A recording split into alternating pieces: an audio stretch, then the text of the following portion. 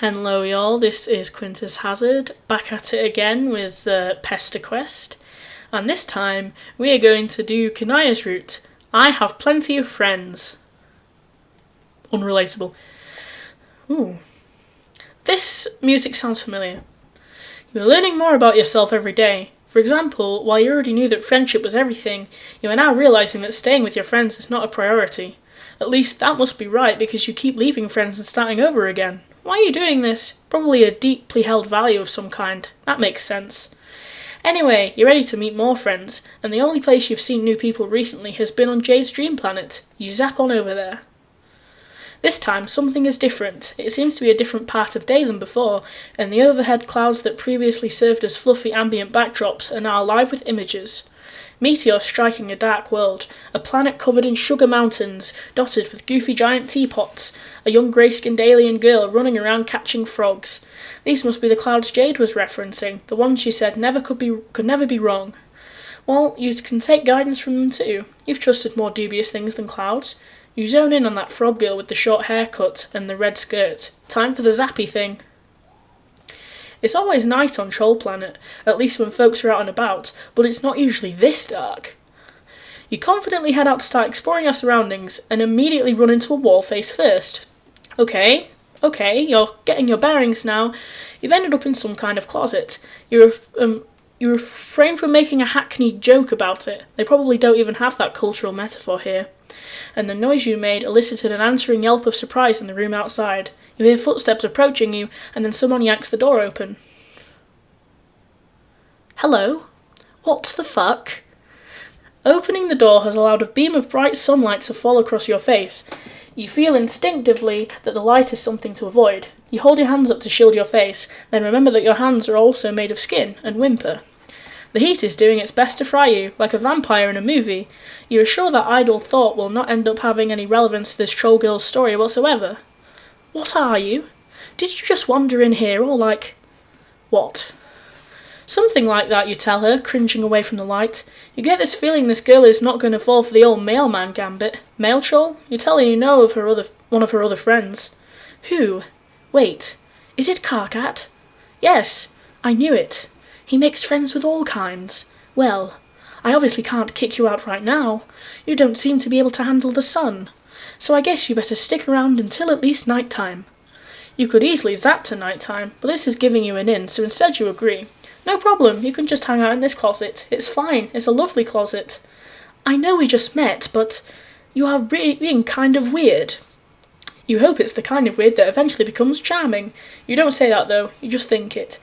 You know the barrier between your words and thoughts is ambiguous at best, but for real. Anyway, you have no obligation to skulk about in my wardrobeifying assets chamber. I have a solution. Pulling the shades, maybe? No. Why would I deprive my plants of life-giving sunlight for a fragile-skinned creature I've never met before? It is another solution.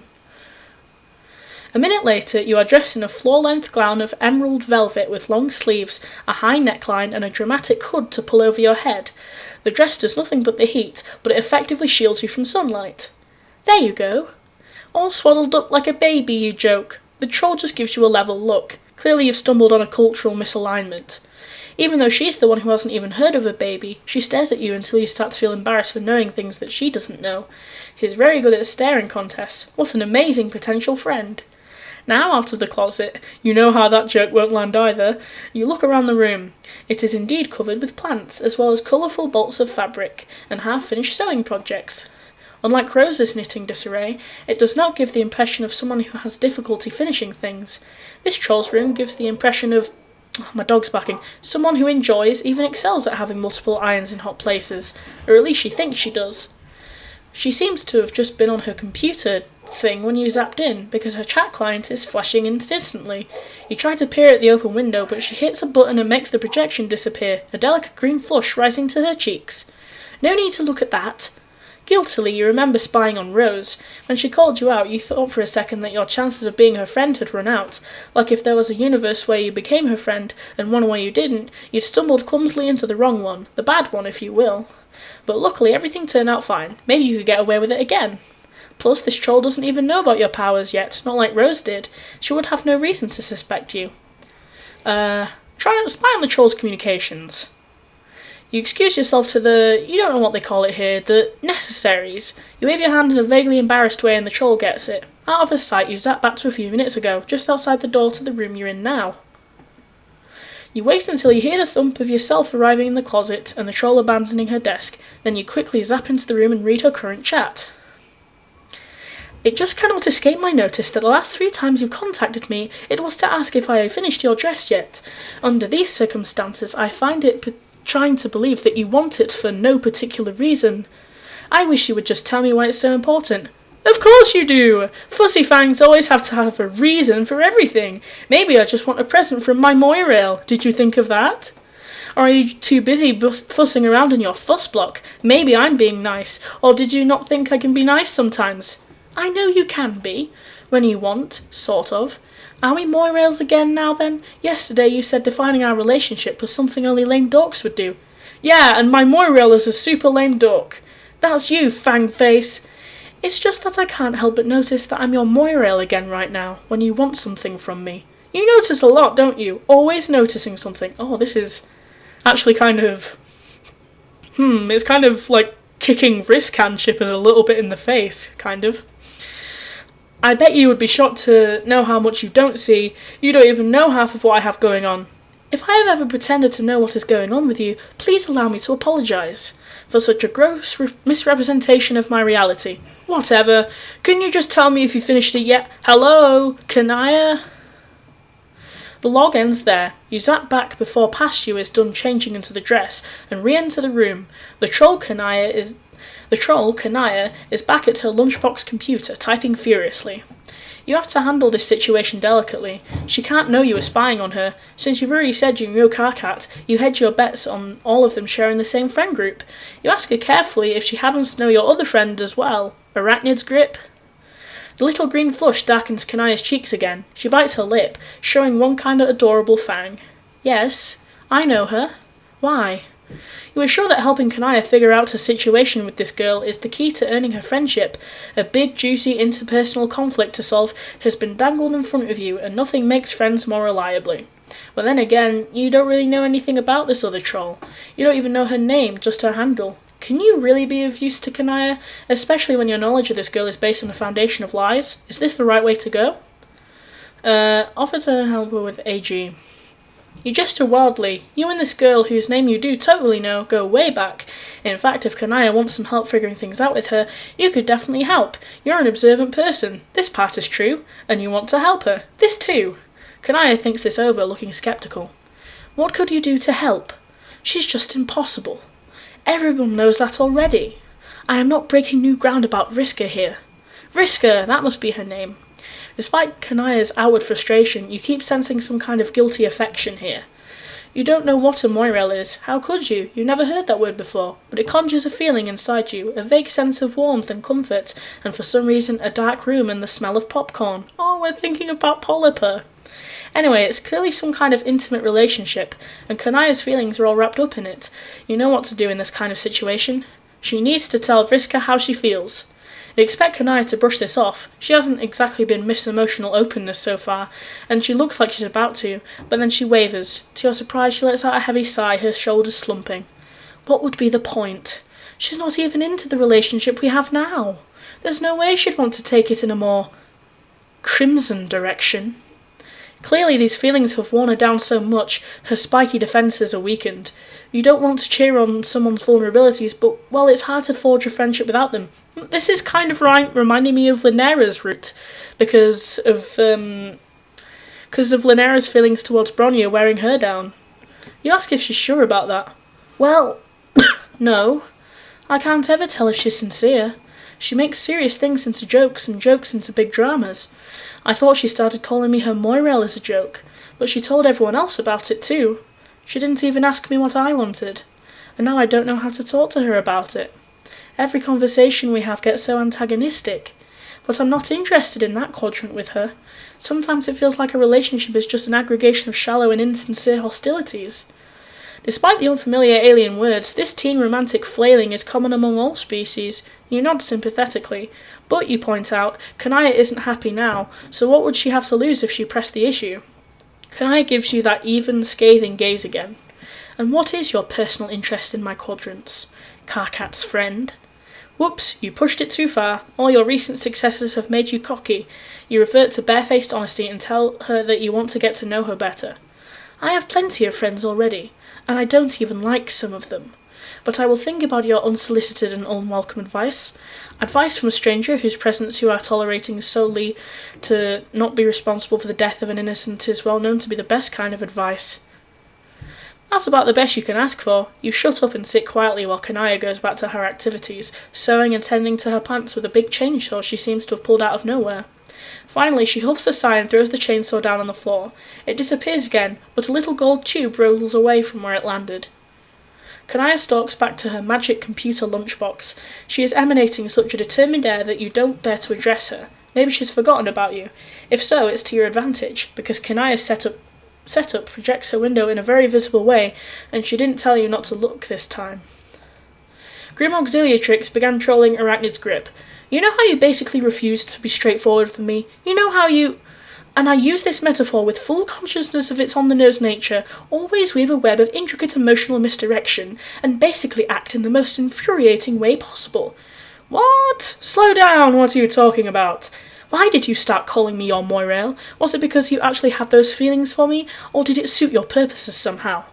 What if I started calling you my matesprit? Would that make it reality? Is that how it works? You just say things and assume they will happen like you said instead of talking about it with the other person involved. That time I meant you in an abstract and general sense, not specifically you. Wait, you saying you want to be matesprits? You know I'm one of the few of us who still likes you. You know everyone wonders why I still talk to you at all, and sometimes I do too, after everything you've done. I think in this situation the evidence of strong concupiscent feelings on my part is compelling. I do not think our so-called moral allegiance is satisfying enough to account for my continued attachment to you. Any outside observer could perceive as much. Wow! I think there was a confession somewhere buried under all that insulting language. You know what, meeting fangs? Let's do it. Let's be matesprits. Do not mock me. I'm not! Jeez, do you see how unfair you're being? VrisKan, be more straightforward. VrisKan, talk clearly about your feelings. Define our relationship. When I do it, this is what I get. Let's rip red. Why not? Wait, really? Yes! Kanaya slams the lunchbox shut and turns to you. She's even more flustered than she was before, and you can't tell if she's freaked out or thrilled. Maybe even she doesn't know. Oh, that's some food for the VrisKan shippers. I thought they were gonna like tear VrisKan into shreds now, but this is some food for them, just like Dave's root was some food for the Dave John shippers. Listen, I have to go somewhere. You can let yourself out, right? Do not steal anything from me. You open your mouth, about to suggest that you could teleport her where she needs to go, but she rushes past you and down the stairs. Then she's gone. Dang, you've been really good. You've been getting really good knowledge lately out of being the person to unite distant friends. Lousy goddamn stupid independent action. You get the feeling following her wouldn't go over well either. Kanaya probably needs some privacy right now. A lesser friendship aspirant might give up at this point, but your unique skills have honed in on one thing. This relationship is happening because of your advice. Surely once things settle down, Kanaya will remember this and turn to you, ready to embrace you and rain down thanks and praise for your good works. You're not about to wait around for it here. You zap ahead a couple days. No Kanaya. Nothing in the room indicates that Kanaya has even been back here yet. You try a couple of days more. Still no Kanaya. What, has Kanaya gone over to VrisKan's and spent her days there, you know? You zap again. Now you're a week out and the brown edges on some of the leaves suggest that Kanaya has been at her new girlfriend's house this entire time. You're about to give up when you hear a door slam downstairs. Kanaya storms up the winding staircase, stopping dead when she sees you. Oh great, just what I need. Someone I don't know here in a distant, delicate emotional time to witness my compromised state. Whenever I'm on the precipice of romantic disaster, I always think to myself, I wish a deformed stranger was in my house refusing to leave, just to bear witness to my inelegant suffering, or did VrisKan break up with her? Okay, wow, that was harsh. You're beginning to think your strategy is not going to pan out. Never one to be deterred easily, you cautiously ask her if she wants to talk about it. She puts her face in her hands. You know what? You are probably the only person who thought this was remotely a good idea, and therefore probably the only one I can complain to. Everyone else saw this coming, I'm sure. As outcomes go, this one was not particularly stealthy. When she looks up, she doesn't look angry anymore, just upset. Oh no. I do not know why I thought that in becoming my matesprit she would somehow start acting differently than the way she always has. Relationships are hard. Relationships are hard and nobody understands. Well, no. I mean, they are a very common form of social interaction. I think most people, especially past the age when their genetic contribution is legally required, understand, or face certain culling. Okay, never mind that. You were trying to do a thing and it clearly didn't work, so things didn't work out with VrisKan? You could say that. At first it was everything I wanted. She's right, you know. She can be nice sometimes, but then she just started ordering me around, like I had to do what she said just because I was her maid's Oh shit. Yeah, this is like giving VrisKan shippers some food and then hitting them in the head with a baseball bat while they're eating. I am so sorry to the people who ship VrisKan right now. Like, maybe the reason she agreed in the first place was because she wanted that leverage. You know she's upset, but she isn't getting visibly emotional. Instead, as she talks, her eyes narrow and her voice goes icy with anger. She goes very still, her muscles held taut. This is our fault. And she kept trying to use me to get back in with our friends who sensibly dropped to her already. Like Karkat and Terezi. Although I can't believe I still have any cash with them after so obviously taking leave of my senses enough to date her. Even Terezi wasn't stupid enough for that. It felt like she just wanted me to like her so she could exploit me. Maybe because she doesn't have enough other friends, so she had to get the most out of me. Her voice is trembling with anger now. Geez, that's rough. Honestly, it sounds to you like Kanaya dodged a bullet. When you first saw that Kanaya had a crush on this girl, you kind of assumed that someone as composed and rational as Kanaya would be drawn to someone who would compliment her well, but you've just watched her walk into a train wreck. Well, encouraged her to. It's probably good she broke up with VrisKan. I didn't. Oh, well, but you're right. She stalks over to a bus stop and throws the top open so violently it nearly breaks. She opens a window and starts typing, so hard her claws hit the keys, so hard that one of them pops off and flies to the ground. Grim Auxiliatrix began trolling Arachnid's grip. You know, VrisKan, I didn't just want to date you. I wanted you to feel the same things I felt and treat me like a mate sprit, and whatever this is, it isn't what I wanted. Excuse me? What are you saying? But Kanaya slams the screen down and turns away. Then she puts her hands over her face again and bursts into tears. You can't help but feel a little awkward. There? Kanaya glares at you. You know this is your fault, right? I do not think you have shown yourself to be confident enough in this area to try to fix things now. Can you please just leave me alone? Yeah, you're not going to be able to turn this around. Leaving probably is the best thing you can do for Kanaya now. You nod sadly and zap the fuck out of there. You didn't help! Oh, that's so sad. Like, this is... Like, I know people in a server I'm in, this one person especially, who, like, ships VrisKan, and this can't have been a... Ooh, it makes me feel very sorry. Like, if something like this happened with Bowl Chicks, I would be sobbing right now, so I can only imagine what they're feeling. To anyone who ships VrisKan and Kanaya, I am very sorry. This is exactly what I'm scared will happen to Bowl Chicks. Ooh... Anyway, let's try and make friends with Kanaya, hooray! Actually, let's do not spy on the troll's communications.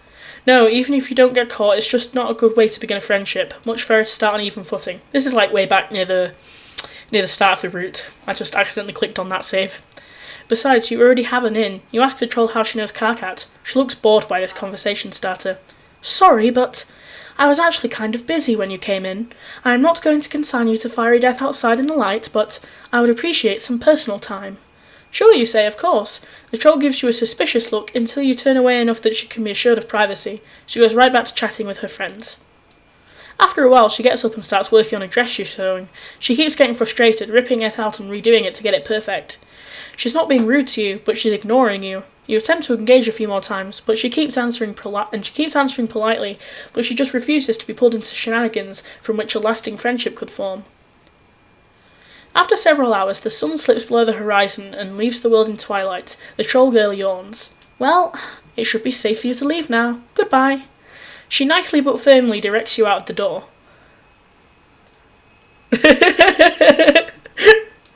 This reminds me of Stelsa's route, where Stelsa was like, you touched my horns, goodbye, toodaloo, have a nice life. Oh, that's... Okay, let's try and get the good ending, because we suck at being friends with people. Let's back off. No reason, you say, just curious. Can I give you a suspicious look? Okay, well, I'm kind of in the middle of something. You can just while away the time until it gets dark. Sure. You watch her for a few minutes as she finishes up her conversation, and then starts working on things around her room. But having seen what you've seen, you are determined to find some way to help her. If you can't fix her interpersonal problems, maybe you can figure out something else she'd enjoy. Filled with investigative spirit, you start to gather evidence. Snoop, you start to snoop. Spying got you this far. Spying is great. You rifle through Kanaya's bookshelf. She has a number of sewing pattern books, which you assume must have some kind of whimsically gruesome twist congruent with the rest of the world building on this planet, but pretty much just look like sewing pattern books. There is one thing on the shelf in your own language. It's not a book, but a stack of printed out pages bound together in a distinctly homemade way. It says Spur Beta Walkthrough at the top and is covered with familiar erudite prose. You're pretty sure the events described in this document never happened in the timeline you're currently making, but maybe whatever source Kanaya got this from is not bound strictly to one timeline. There are a number of books featuring shiny white figures, mostly women, with prominent fangs and variously coloured blood dripping from their cruel and elegant mouths. They are all dressed in an explosion of brightly coloured fabrics. Something about their sparkle strikes you as deeply, strangely familiar. You must just be thinking of vampires. There's no reason you would know anything about whatever the rainbow blood imbibing troll equivalent is. Most of these covers feature a swooning troll of varying genders clearly about to have their throat torn out sexily. Many of the rainbow vampires are being menaced by brave heroes, all wielding chainsaws. A loud buzz makes you look up. You can't help but notice that Kanaya is tending to her topiaries with a large chainsaw of her own. Okay, you're putting this all together. The bright colours around her house, the choice of weapon, the love of sunlight. Kanaya's heart's desire is clearly to date a sexy vampire. Maybe that's what AG is. You wonder if you could make this happen for her. Maybe on this planet it's not just a fantasy. You clear your throat to get Kanaya's attention, and then casually wonder aloud if Alternia has any kind of non-living creatures. Oh, you mean the undead? Yes, the undead. Where might one find the undead? It is not difficult. They tromp past my hive in their hordes every day, slavering and so on, trying to get in sometimes. It's all coming together. This must be the root of Kanaya's fascination. You start to form a plan. For the next few hours you keep a keen eye trained on the window. Sure enough, within an hour a group of strange shambling creatures lurches into view. You yell and point out the window, drawing Kanaya's attention, and then zap yourself out there in front of the horde. Now that you're close up, you can see that these guys are not exactly the debonair creatures of the night from Kanaya's book covers. They're more like zombies. Big, slow, stumbling things, half of them falling apart. Still, needs must, you are going to net one of them for Kanaya. You stand your ground as they lurch towards you, trying to select the most alluring. Suddenly, Kanaya is at your side, out of breath from running, just wielding her chainsaw. Are you actually bereft of sense? You don't fight the undead. This is suicidal. You weren't trying to fight them, but there's no time to explain that because they attack you anyway. A great monstrous arm backhands you to the ground, and monster claws tear through your gown and into your shoulder, lifting you by it. The creature opens a mouthful of more teeth than you thought could fit inside there. Then you're falling. You hit the ground and roll, dirt grinding into the wounds on your arm. The top half of the creature lands next to you, twitching slightly. Kanaya's chainsaw gleams with its black blood. She twirls and bisects another undead thing, but then a third bear hugs from behind and lifts her, its maw opening wide. You scramble to your feet and throw yourself at Kanaya, grabbing her kicking leg and squeezing your eyes shut to concentrate. You zap. Please don't let the monster have come with you. You open your eyes. The monster did not come with you. Only its arms did. Kanaya shakes herself a little, free from their disembodied embrace. Blood pools on her carpet. She does something to get rid of her chainsaw, and suddenly she's holding a tube of lipstick, which she opens. She slicks a fresh coat of black onto her lips. You slowly catch your breath. You're about to offer an apology, but something makes you pause. Kanaya is staring at the pools of blood. She cautiously, guiltily, leans down and swipes a finger in the mess. Then she brings it to her mouth and delicately licks. Blah! Just like in the comic! She makes a face and spits the blood out, then she looks up at you, flushing emerald with embarrassment. Oh, you think you made a mistake. Kanaya doesn't want to date a vampire. She wants to be the vampire. Pretend you did not see that. You smile cautiously. It's okay, you tell her. You're embarrassed yourself by your foolish actions. Yes. Why did you do that? Also, how did you teleport? We will be coming back to that one, do not mistake me, but I can't understand why anyone would run straight into a horde of undead. You look down. Well, it's just that when she said undead, you were picturing something else. Another kind of creature that was dead and now isn't and is a little more appealing. Understanding dawns. Oh, I see. Well, that's understandable. Vampires are just so cool. They're so cool and hot, and it would make sense for anyone to want to be one. I don't know what a vampire is, but I believe that we are on the same page. Maybe I misjudged you. Perhaps you have greater intelligence and finer taste than I originally inferred. Maybe, you say. You bet anyone with taste would find Kanaya's daring, unconventional, aesthetic, intriguing, even someone like the tentacle therapist. Ooh! Kanaya freezes. How do you know? Did you just... I mean, who is that? She clears her throat uncomfortably. Whoever that is, I hope you are right. And also, well, she looks embarrassed again. Thank you for saying so. You nod, wondering if she'd say more, but you should keep that friend's secrets, just like you are going to keep Kanaya's vampire fantasies secrets, because that's what friends do. Oh! Yay! We're bonded for life by, lesbian. Oh, I liked those. I really liked those roots. The art was great. Let's see who wrote the roots. Carcat was written by Aisha Farah, and Kanaya was written by Magdalena Clark. So that's really great. Oh, nice. I'm gonna ending illustrations. Oh, nice. I mean, I kind of could recognise Poinco's style. Then I was like, hey, nice. Musicians. James Roach, all of them. Oh, Toby Fox. Oh yeah, I knew that sounded familiar. It was Darling Kanaya, because Darling Kanaya had not been used in the webcomic. Well, that was great. I'm gonna upload these and wait for the next PesterQuest. Hooray!